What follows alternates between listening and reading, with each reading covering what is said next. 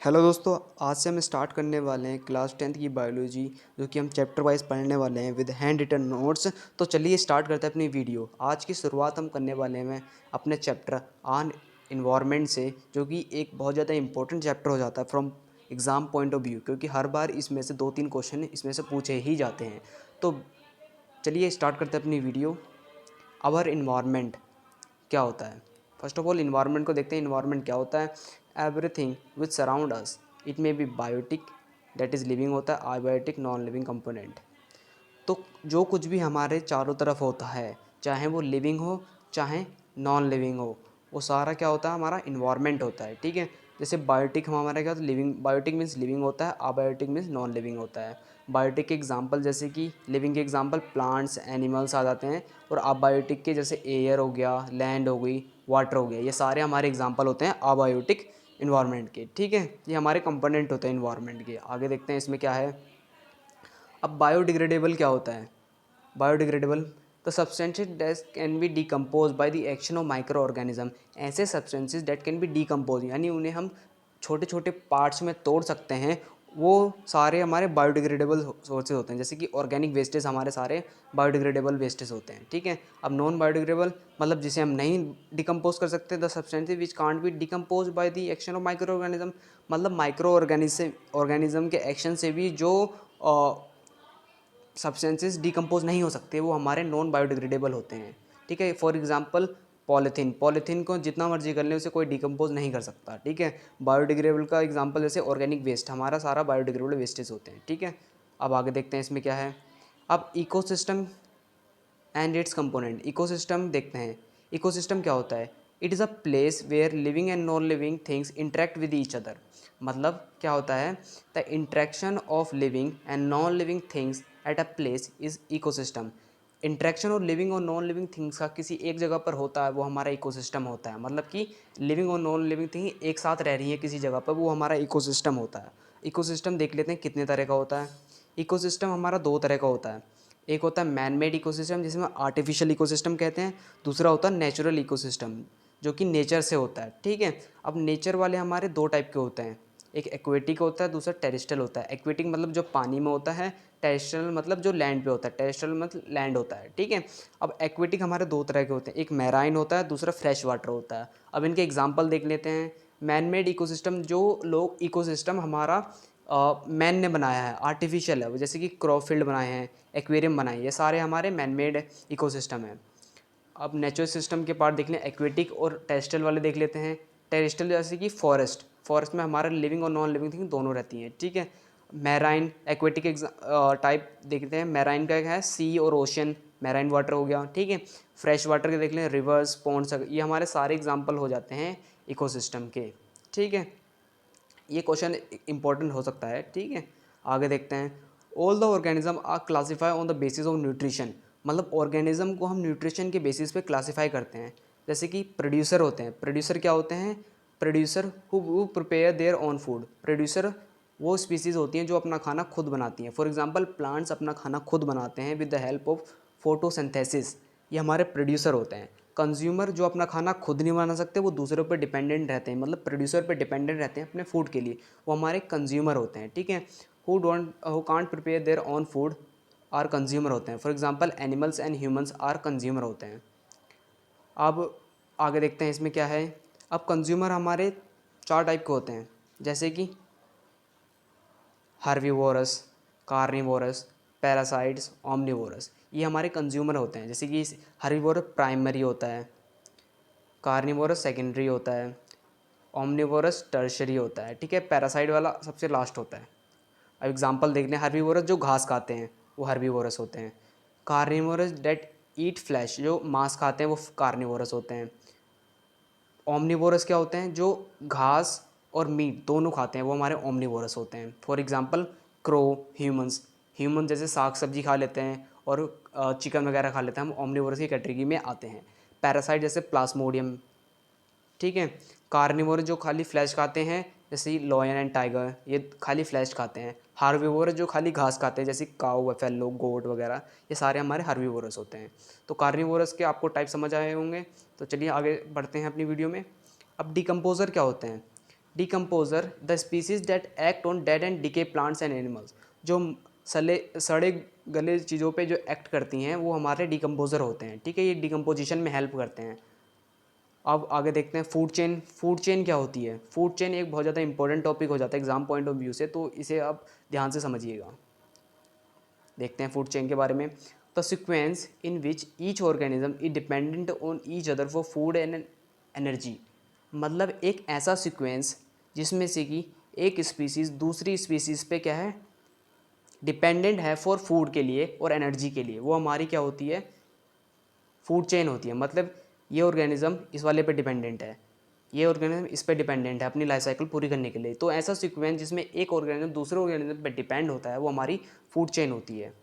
देख लेते हैं, जैसे ग्रास है, ग्रास घास होती है हमारी, ठीक है, घास को खाया डियर ने, डियर को खाया शेर ने, और शेर को किसने खाया, डिकम्पोजर्स ने, डिकम्पोजर उसे डिकम्पोज कर दिया, ठीक है, डिकम्पोज करके वो फिर से सॉइल में आ गया, सॉइल से फिर घास होगी, मतलब ये साइकिल हमारी चलती रहती है, ये फूड चेन होती है, ठीक है।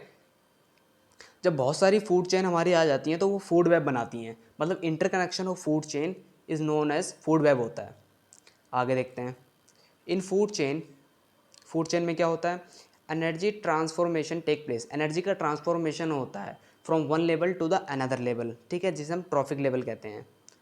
The only 10% of energy is transfer from one trophic level to the successive trophic level, next successive trophic level, मतलब अगर एक ऑर्गेनिज्म के पास, प्रोड्यूसर के पास 100% है, तो अगले जो स्पीसीज़ पे एनर्जी ट्रांसफ़र होगी वो केवल 10% होगी, बाकी 90% वो कंज्यूम कर लेगा या लॉस्ट हो जाएगी। यही हमारी एनर्जी लो कहता है, ठीक है, यही हमारा 10% लो होता है। और जो एनर्जी फ्लो होता है वो हमारा यूनी डायरेक्शनल होता है, मतलब ये खाली एक ही डायरेक्शन में फ़्लो करता है, from producer to the consumer, ठीक है, ये इसी तरह से फ़्लो होता है, ये यूनी डायरेक्शनल होता है। आगे देखते हैं 10% लो क्या होता है। जैसे कि मैंने बताया कि 10% एनर्जी फ्लो होगी फ्रॉम एक लेवल से दूसरे लेवल तक, वो हमारा 10% लो होता है। अब इसे देख लेते हैं इसके बारे में। फॉर एग्जांपल ये हमारा एक एनर्जी पिरामिड है, ठीक है, ये हमारा प्राइमरी प्रोड्यूस, ये हमारा जो प्रोड्यूसर है, प्रोड्यूसर, ठीक है, ये primary consumer, secondary consumer, tertiary consumer and predators.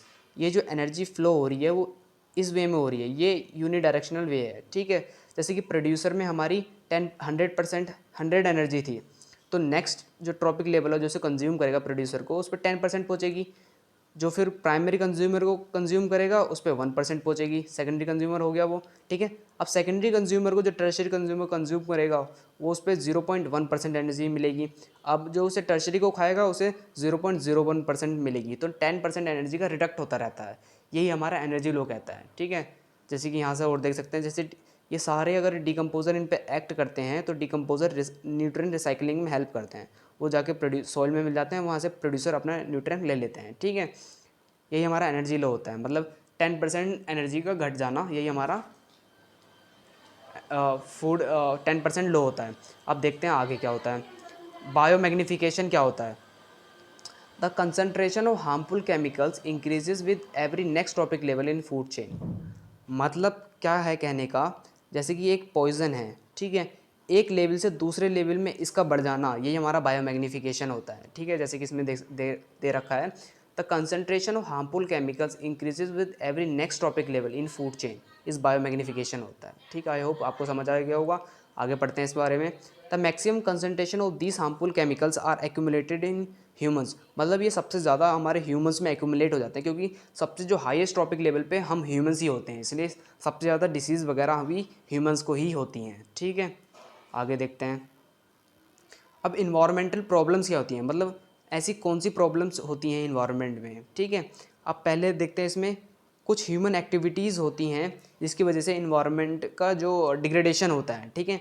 पहले देख लेते हैं इसमें क्या है, जैसे कि डिप्लोएशन ऑफ ओजोन लेयर, ओजोन को हम O3 से डिनोट करते हैं, इसमें देख लेते हैं, मतलब ओजोन को घट जाना एक इन्वायरमेंटल प्रॉब्लम है। ये कैसे होगा, जैसे कि ओजोन हमारी स्ट्रेटोस्फेयर में फाउंड होती है, जो कि 12 से 50 किलोमीटर के ऊपर अबव होती है, ठीक है, अबव द सी लेवल।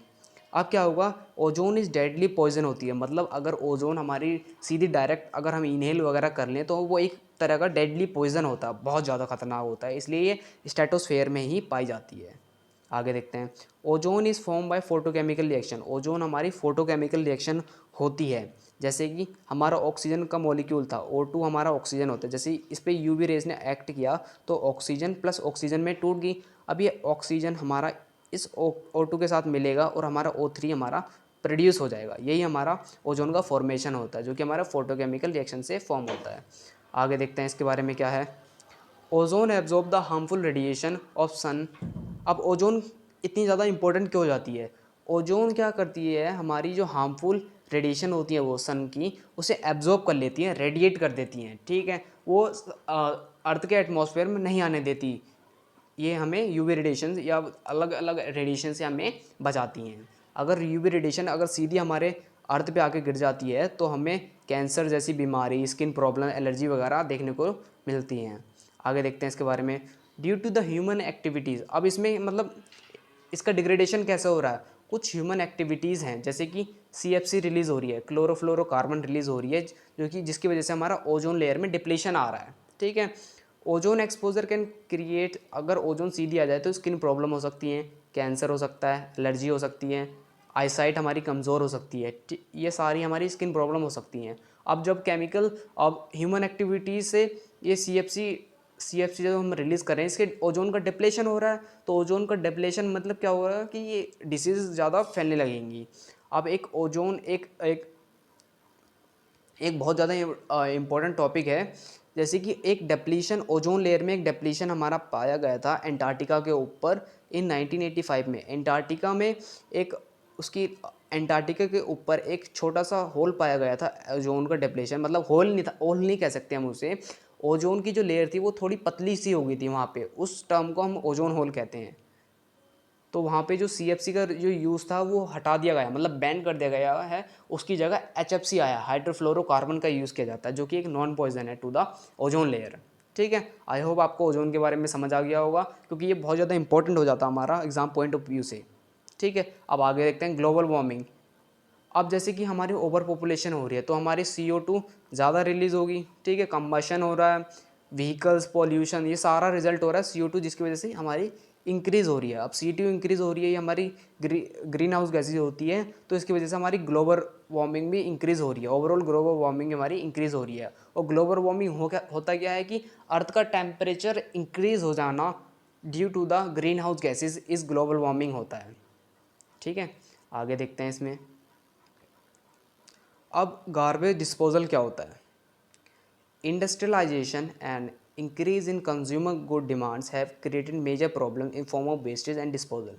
जैसे कि हमें पता है कि हमारे इंडस्ट्रियलाइजेशन दिन पे दिन बढ़ता जा रहा है, पॉपुलेशन बढ़ती जा रही है, तो उनकी जो नीड्स हैं वो भी इंक्रीज़ होती जा रही है फूड को लेके लिए। तो उसको प्रोड्यूस करने के साथ साथ कुछ वेस्ट भी जनरेट होता है, उसको हम डिस्पोज नहीं कर पाते, वो हमारी गार्बेज डिस्पोजल प्रॉब्लम्स होती हैं, ठीक है। आगे देखते हैं इसके बारे में। कुछ मेथड्स हैं, सर्टेन मेथड्स हैं ऑफ गार्बेज डिस्पोजल के, जैसे कि हम पढ़ लेते हैं। कुछ मेथड हैं जिससे हम गार्बेज को डिस्पोज कर सकते हैं, जैसे कि ओपन डंपिंग होती है हमारी।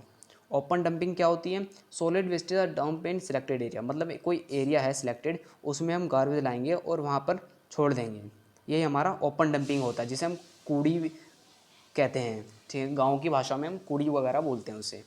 आगे देखते हैं। लैंड फिलिंग मतलब क्या हुआ? Wastage are dump in low living areas and are compacted by rollers and JCB। अब कोई खड्डा हो गया, उस खड्डे में वेस्टेज ला के डाल दिया जाएगा, जिसके ऊपर JCB और रोलर चलेंगे, उसे कॉम्पैक्ट कर दें, मतलब पिचका देंगे। ये हमारी लैंड फिलिंग होती है, इससे हम वेस्ट को डिस्पोज कर सकते हैं। अब आता है कंपोस्टिंग, जैसे कि हमारा ऑर्गेनिक वेस्ट है, ऑर्गेनिक वेस्ट को हम दूसरे हार्मफुल केमिकल वेस्ट के साथ फेंक देते हैं, उसे हम नहीं फेंकना चाहिए। उसकी बजाय हम क्या करना चाहिए, एक एक कंपोस्ट पिट बनाना चाहिए, जिसके उसमें माइक्रो ऑर्गेनिज्म, मतलब एक केंचुआ वगैरह छोड़ देते हैं, ठीक है। 3 महीने बाद देखेंगे तो वो हमारे एक मैन्योर, नेचुरल, मतलब एक कंपोस्ट में तैयार हो जाएगा, जो कि एक फर्टाइल होगा हमारी सॉइल के लिए। उसे हम ऑर्गेनिक मैन्योर की तरह यूज़ कर सकते हैं इन द फील्ड्स, क्रॉप के उगाने के लिए। अब रिसाइकलिंग देख लेते हैं। रिसाइकलिंग क्या है? मतलब किसी भी चीज़ को रिसाइकल करके दोबारा ही यूज़ करना, वो हमारी रिसाइकलिंग प्रोसेस होती है। Solid wastage are broken into pieces, जैसे कि कोई प्लास्टिक की बोतल है, अब हमने उसे बेच दी, अब फैक्ट्री में जाके वो क्या होगा, उसे पिघाला जाएगा, उसी उसी वेस्ट से नई बोतल बनाई जाएगी, वही हमारी रिसाइकलिंग होती है, ठीक है। ये एक बेस्ट मेथड है और द गार्बेज डिस्पोजल के लिए। अब देख लेते हैं आगे। अब रीयूज़ कैसे कर सकते हैं, मतलब एक ही चीज़ को बार बार यूज़ करना वो हमारा एक गार्बेज डिस्पोजल का एक वे होता है। फॉर एग्जांपल जैसे कि हमारा पेपर है, पेपर को हम राइटिंग के लिए यूज़ कर सकते हैं, ठीक है।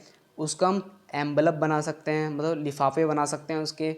पेपर से ही हम क्राफ्ट बना सकते हैं, जैसे कि नाव वगैरह बना देते थे हम बचपन में। तो अलग अलग चीज़ें हम एक ही चीज़ से कर सकते हैं, उसे बार बार रीयूज़ करके वो हमारा रीयूज़ हो जाता है, ठीक है। यही हमारे कुछ मेथड्स होते हैं गार्बेज डिस्पोजल के। आई होप आपको ये पूरा चैप्टर समझ आ गया होगा। इस चैप्टर में बस इतना ही। वीडियो अच्छी लगे तो वीडियो को लाइक करें, चैनल को सब्सक्राइब करें और हमारी अगली वीडियो तक वेट करें, ठीक है। मिलते हैं अपनी अगली वीडियो में, तब तक के लिए बाय, ठीक है।